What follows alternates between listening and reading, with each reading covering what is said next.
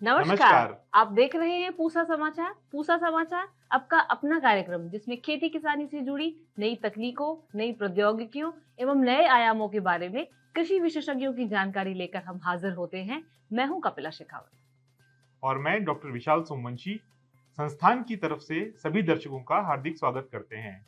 आज हम दर्शकों को धान में सिंचाई व्यवस्था, उर्वरक प्रबंधन एवं खरपतवार नियंत्रण और मक्के में फसल प्रबंधन की तकनीकी जानकारी देंगे। साथ ही एक सफल किसान के सफर से प्रेरणा भी लेंगे।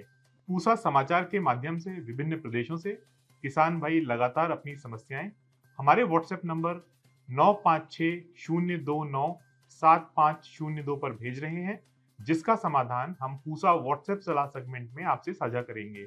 और अंत में मौसम खबर। आगे बढ़ने से पहले आप सभी से अनुरोध है कि हमारे संस्थान के YouTube चैनल को जरूर सब्सक्राइब करें और बेल आइकन दबाना ना भूलें, ताकि YouTube चैनल पर अपलोड किए हमारे सभी नोटिफिकेशंस आपको समय से मिल सके। किसान मित्रों, अनाजी फसलों में धान एक प्रमुख फसल है जो लगभग संपूर्ण भारतवर्ष में उगाई जाती है। हम उम्मीद करते हैं कि हमारे द्वारा दिए गए वैज्ञानिक परामर्श के आधार पर ही आप अपने धान की खेती कर रहे होंगे। इस समय धान में सिंचाई व्यवस्था, उर्वरक प्रबंधन एवं खरपतवार नियंत्रण सबसे महत्वपूर्ण होता है, जिसकी विस्तृत जानकारी दे रहे हैं पूसा संस्थान के विशेषज्ञ डॉक्टर दिनेश कुमार। किसान भाइयों और बहनों, आपकी धान की जो फसल में ब्यात पूरा हो चुका होगा, पौधों की लंबाई अब इस समय बढ़ रही होगी, साथ ही साथ इनमें बालियां बननी शुरू हो जाती हैं, जिसे हम जननिक अवस्था कहते हैं। जब बालियां आप निकली हुई खेत में दिखाई देती हैं, उसके 1 महीना पहले वास्तव में बालियां बननी शुरू हो जाती हैं, जो हमें किसान भाइयों आंखों से दिखाई नहीं देती। ये जननिक अवस्था होती है और इस अवस्था पर आपको नाइट्रोजन का प्रयोग करना चाहिए। जो आपकी 1/3 मात्रा है उसका आप प्रयोग करें, जो भी संस्तुत दर हो। और जैसा कि किसान भाई जानते हैं कि नाइट्रोजन को धान में 3 बार लगाया जाता है, तो अब अंतिम खुराक का समय आ गया है।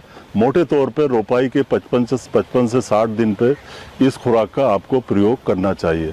साथ ही साथ जब जननिक अवस्था होती है, बालियां बन रही होती हैं पौधे के अंदर या वो बाहर निकल आती हैं, उस समय पर पानी की भी कमी नहीं होनी चाहिए। इस अवस्था पर आपको अपनी मिट्टी को हमेशा गीला रखना है। इसके लिए हो सके तो आप 2 से 3 सेंटीमीटर पानी अपने खेत में खड़ा रखें। चाहे धान आपने सीधी बिजाई से लगाया हो, चाहे आपने रोपाई विधि से लगाया हो, दोनों ही दशाओं में इस अवस्था पर खेत में नमी की कमी नहीं होनी चाहिए। इसी प्रकार धान की फसल में इस समय पर आपके खरपतवार भी रह गए होंगे, क्योंकि शुरू में आप 30-35 दिन तक रासायनिक विधि से भी खरपतवारों का नियंत्रण कर लेते हैं, लेकिन इस अवस्था पर कोई भी रासायनिक विधि काम नहीं आएगी। अब जब खेत में आपके पानी खड़ा हो तो आप वहां से खरपतवारों को निकाल दें। किसान भाइयों, ये धान का पौधा है, इसमें ऑरिकिल और लिग्यूल संरचनाएं दिखाई देती हैं। अगर आप पत्ती को हटाएंगे तो ये आप देखिए ध्यान से, ये लिग्यूल है, ये संरचना लिग्यूल है जो धान के पौधे में होती है, और जो आमतौर पर घासे धान में होती है उनमें संरचना नहीं पाई जाती। साथ ही साथ इसमें साइड में आपको ऑरिकल दिखाई देगा, 2 लोब वाली संरचना, 2 कान की तरह होते हैं। ये आपका बड़ा सांवक है जिसको इकाइनोक्लोआ क्रुसगैली कहते हैं। इसकी पत्ती का आवरण अगर आप हटाते हैं तो इसमें ऑरिकल और लिग्यूल जो आपने धान की फसल में देखा है, इसमें नहीं पाया जाता। आप कोई भी पत्ता हटा के देख लें, यहाँ होना चाहिए जहाँ पे पत्ती का ब्लेड और आवरण मिलते हैं, यहाँ पर कोई भी ऑरिकल या लिग्यूल नहीं है। फिर एक पत्ता उखाड़िए आप, यहाँ पर कुछ नहीं होगा। ये कोलोनम खरपतवार है, इकाइनोक्लोआ कोलोनम, जिसे सांवक कहते हैं। इसके भी पत्ते के आवरण को आप हटा के देखेंगे तो इसमें ऑरिकल या लिग्यूल कुछ दिखाई नहीं देगा। यहाँ आपको कुछ दिखाई नहीं देगा। ये आप ध्यान से देखें, ये यहाँ पे ऑरिकल और लिग्यूल होना चाहिए, जो कि नहीं होता। आप और पत्ता हटा के देख सकते हैं, यहाँ पर कोई संरचना नहीं है। जिन किसान भाइयों ने धान की बीज फसल लगाई है, यानी जो किसान भाई बीज उत्पादन कर रहे हैं, उनको भी विशेष ध्यान देने की आवश्यकता है। जो दूसरी किस्म के पौधे आपकी फसल में दिखाई दे रहे हो, ऑफ टाइप हो, उन सबको निकाल दें। मक्का खरीफ मौसम में उगाई जाने वाली अनाजीय फसलों में एक प्रमुख फसल है। यह विटामिन, खनिज लवण इत्यादि पोषक तत्वों से भरपूर तो होता ही है, साथ ही किसानों के लिए आय का एक उत्तम स्रोत भी है। मक्के में अच्छी उपज लेने हेतु फसल प्रबंधन के बारे में विस्तार से जानकारी दे रहे हैं हमारे विशेषज्ञ डॉक्टर SL जाट। पहला है इसमें पोषक तत्व प्रबंधन। जब आपकी घुटने तक की ऊंचाई या नरमंजरी आने वाली होती है तो आपको 1 बैग यूरिया प्रति एकड़ की दर से आपको देना होता है और आपको पौधे की बिल्कुल पास में डालना होता है। तो उससे क्या होगा कि वो आपको ज़्यादा से ज़्यादा पौधे के काम आएगा। जब आप दूसरी यूरिया की डोज दें या तो उस समय आप मिट्टी भी चढ़ा सकते हैं और मिट्टी आप यूरिया देने के बाद चढ़ाएं, नहीं कि यूरिया देने के पहले चढ़ाएं। अपने आपकी फसल में जो 20 से 30 दिन की हो चुकी है या उससे ज़्यादा दिन की भी है तो उसमें क्या है कि आपको या तो आप हाथ से खरपतवारों को निकाल सकते हैं, दूसरा आप जो कुल्फा चला के या आप जो ट्रैक्टर चलित यंत्र भी आ रहे हैं उनको आप 2 पंक्तियों के बीच में निकाल के उससे निकाल सकते हैं। कुछ ऐसे खरपतवार नाशी आए हैं जो मक्का में हाल ही के कुछ सालों के अंदर खड़ी मक्का के अंदर हम छिड़काव कर सकते हैं। उनमें प्रमुख है आपका टेम्बोट्रिन जो लोडिस के नाम से आता है। उसको आपको 115 ml प्रति एकड़ की दर से 200 लीटर पानी में डाल के आप खड़ी मक्का में 20 से 30 या 20 से 35 या 40 दिन तक आप इसको छिड़काव कर सकते हैं। सर उसका एक और ऑप्शन है, उसका नाम है टिंजर जो टोप्रामेजोन है और वो आपका 30 ml प्रति एकड़ के हिसाब से आप डालें। जिन क्षेत्रों के अंदर जल भराव की समस्या होती है वहाँ पे आप अगर मक्का के अंदर इस खड़ी फसल में मिट्टी चढ़ाते हैं तो एक लाभदायक रहता है। जो मिट्टी चढ़ाने वाली जो नालियाँ बनती है वो आपका जल संरक्षण का काम भी करती है, दूसरा आपका जल निकास का काम भी करती है। इस समय जो फाल आर्मीवर्म करके एक कीड़ा आया है जो पहले हमें पहचानना है कि आपके खेत में आया है कि नहीं आया है, तो उसके लिए आपको खेत के अंदर जाना पड़ेगा। बाहर से आपको फसल बिल्कुल शेफ दिखेगी लेकिन जब अंदर जाएंगे तो उसका जो एक्सक्रीटा होता है वो आपको पौधे का जो गोब होता है उसके केंद्रीय भाग में जहाँ वहाँ पे आपको दिखाई देगी। उससे जस्ट पहले आपको ये और देखना है कि बहुत छोटे छोटे फाल आर्मीवर्म होते हैं जो उसके कीड़े होते हैं वो आपकी खुरचन करते हैं। पत्तियों पे जब खुरचन करने लगते हैं तो उससे क्या होता है कि उसमें सफ़ेद सफ़ेद करके धारियाँ बन जाती है। जब ये धारियाँ बनती है अगर उस समय हम किसी प्रबंधन का काम करते हैं तो क्या होता है कि उस कीड़े को आसानी से मारा जा सकता है। वो कीड़ा बहुत छोटा होता है, कभी कभी हम देख भी नहीं पाते हैं उसको, तो उस समय हमें इसका प्रबंधन करना चाहिए। दूसरा, जब उसके अंदर पत्तियां जब बहुत ज़्यादा दिन तक खाने लगता है, ये लगभग 15 से 16 दिन तक इसका जीवन चक्र रहता है कीड़े का, मतलब जो लट खाती है उसका, तो 7, 8 या 10 दिन तक जब ये कीड़ा होता है उस समय आपको पत्तियों पे छेद भी दिखाई देते हैं। जो नई पत्तियाँ निकलती है उनके ऊपर पुरानी पत्तियों पे छेद नहीं होंगे क्योंकि ये जो भी नई पत्ती रहती है उनको खाता है। इसको आपको दिन में इसलिए नहीं दिखता है क्योंकि ये कीड़ा दिन के अंदर आपके पौधे की गोब के अंदर छुपा रहता है, ठीक है। उसके बाद रात के अंदर निकलता है जब भी तापमान कम होता है और रात के अंदर खा के वापस दिन में सुबह होते ही वो सूरज निकलते के साथ ही ऐसे समझिए कि वो गोब के अंदर जाके छुप जाता है, तो आप इसको देख नहीं पाते। थोड़ा अगर छेद वगैरह की अवस्था आ गई तो उस अवस्था पे केवल एक पौधे पे एक कीड़ा ही रहता है। आपको पहले खेत पे देखना है आपके अंदर फाल आर्मीवर्म है कि नहीं है। अगर वो है तो उसके बाद ही आपको छिड़काव करना है। छिड़काव में भी यह है कि पूरे खेत के अंदर ये है तो आपको पूरे खेत के अंदर छिड़काव करना है। दूसरा, अगर जगह जगह है तो आपको एक सर्जिकल वाला करना है। जहाँ पे है, जिस पौधे के अंदर है आप वहीं पे आपका ये पेस्टिसाइड डालें। तो इसके नियंत्रण के लिए आप जब भी आपकी फसल बोते हैं तो उसके अंदर फिरामोन ट्रैप्स आते हैं, वो फिरामोन ट्रैप लगा सकते हैं। आपको 8 फिरामोन ट्रैप 1 एकड़ के लगाने होते हैं। दूसरा है कि आपका जो जैविक नियंत्रण है, जो नीम बेस्ड NSK होता है, नीम सीड कर्नल एक्सट्रैक्ट या एजारडेक्टिन का 1500 ppm के सॉल्यूशन का 10 ml प्रति लीटर के पानी के हिसाब से छिड़काव करते हैं। कुछ जो कीटनाशी है उनमें इमामेक्टिन बेंजोएट है जो 0.4 ml प्रति लीटर पानी के हिसाब से, या आप क्लोरेंट्रानिपोल जो 0.4 ml प्रति लीटर पानी के हिसाब से। इसके साथ हम और भी हैं जिसको स्पिनोटेरम है, उसको 0.5 ml प्रति लीटर पानी के हिसाब से। आप इन तीनों में से कोई सा भी एक कीटनाशी उसको बार बार बदल के, जैसे आपकी पहली अवस्था के ऊपर जब कीड़ा आया है उस समय आपने छिड़काव किया इमामेक्टिन बेंजोएट का, ठीक है। इमामेक्टिन बेंजोएट का जो छिड़काव करना है वो आपका हमेशा जो भी स्प्रे पंप यूज़ कर रहे हैं उसके अंदर कट नोजल का प्रयोग करें, और कट नोजल का प्रयोग करके पौधे का जो सेंटर पार्ट है उसके अंदर आपको डालना है। तो आप जब 10 दिन बाद फिर ऑब्जर्व करेंगे, ईच के पौधे की जो पत्तियां हैं उनके अंदर अगर कीट का एक्सक्रीटा है, मलमूत्र है, या फिर उसका पत्तियों में छेद है, तो आप दूसरी बार क्लोरेंट्रानिपोल का छिड़काव करें। और अगर तीसरी बार जरूरत पड़ रही है तो आप स्पिनोटेरम का छिड़काव करें, तो इसका पाला आर्मीवर्म का नियंत्रण अच्छे से कर सकते हैं। यह बड़े हर्ष का विषय है कि अनेक किसान खेती किसानी की नवीन तकनीकों से अपनी अलग पहचान बना रहे हैं। ये किसान अन्य किसानों के लिए प्रेरणा है और इन किसानों का अनुभव बहुत ही लाभप्रद है।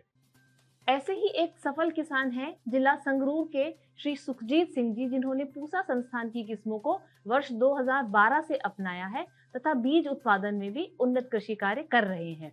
संस्थान ने इनको अपने अध्येयता कृषक पुरस्कार से भी सम्मानित किया है। आइए सुनते हैं उनका सफर उन्हीं की जुबानी। मैं सुखजीत सिंह गांव कणकवाल भंगुआ डिस्ट्रिक्ट संगरूर पंजाब का रहने वाला हाँ।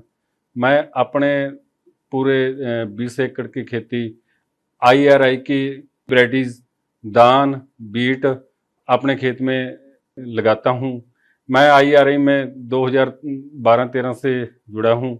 2012-13 में डॉक्टर AK सिंह सर की बासमती 1509 पहली वैरायटी थी। मैं उसका सीड लेके अपने खेत में लगाया और हमको वो वैरायटी 3 महीने में पककर तैयार होगी और उसका जील्ड 23-24 क्विंटल के आसपास रहा। वो वैरायटी हमको बहुत अच्छी लगी। मैं IRI संस्थान के साथ जुड़कर बीज उत्पादक तैयार करने की ट्रेनिंग ली और काफ़ी सारे सेमिनार अटेंड किए। ये सब करने से मैं काफ़ी जागरूक हुआ, काफ़ी मेरे को नॉलेज मिली। इसके बाद काम करने की मेरी और इच्छा बढ़ी। मैं अपने A1 सीड्स का सेटअप 2014 में किया। लगातार IRI के बीज की टेक्नोलॉजी ले रहा हूँ और साथ साथ हमने एक BSc MSc स्टूडेंट्स के लिए ट्रेनिंग सेंटर का सेटअप किया और इसमें इसके साथ बहुत सारे फार्मर्स भी हमारे पास ट्रेनिंग ले रहे हैं। इस ट्रेनिंग में कम से कम हमने 400 के करीब स्टूडेंट्स को ट्रेन किया।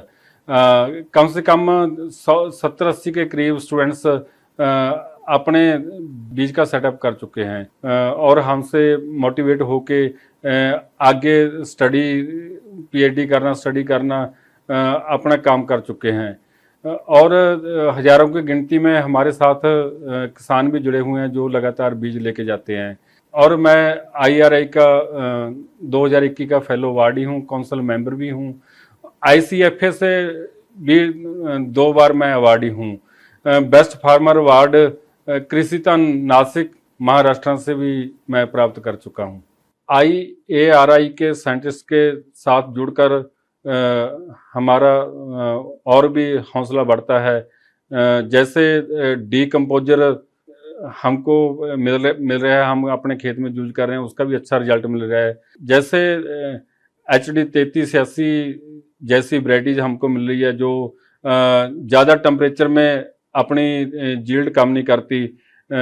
इसके अलावा अभी जैसे डॉक्टर AK सिंह सर द्वारा 1989 और 1985 DSR द्वारा बोइंग करने वाली वैरायटी दी गई है, तो वो हमने अपने खेत में बोई हुई है और इससे हमारे पानी की बचत और पेस्टिसाइड कम और इस ये वैरायटी से हमारा खर्चा भी कम रहेगा। IRI की ऐसी वैरायटीज हमको और आगे लेके जाएगी।